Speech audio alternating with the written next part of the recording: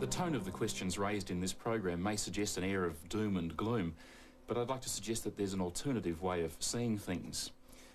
There's a common perception of Australia as a vast empty land just waiting to be filled up. All we have to do is add a dash of water and a dash of fertiliser and we'll make the desert bloom. We can fill the place with 100 million people if necessary. Well, I think if this series has shown anything at all, it's that notion of an empty land waiting to be populated is a dangerous folly. There's no doubt that there are serious problems facing this continent as we edge into the next millennium. We've pushed this very fragile land far harder than it should ever have been expected to deliver. The solution to the problems really comes from the kind of understanding that flows from research. Unfortunately, we have access today to some remarkable scientific aids that help us understand the Australian environment and place it properly in a global context.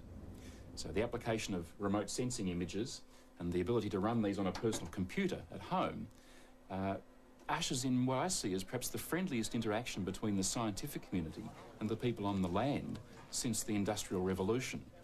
It seems to me that it may be the people who live in the cities who pose the greatest threat to the environment because they've become most out of touch with that environment.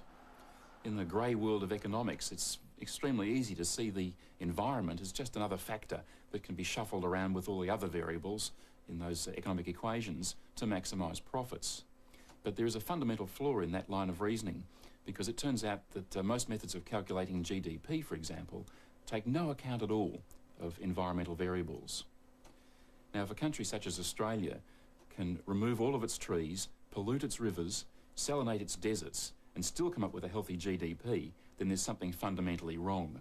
And someone has to tell the economists that their equations are fundamentally flawed. If there's no environment to look after, there's no economics to worry about.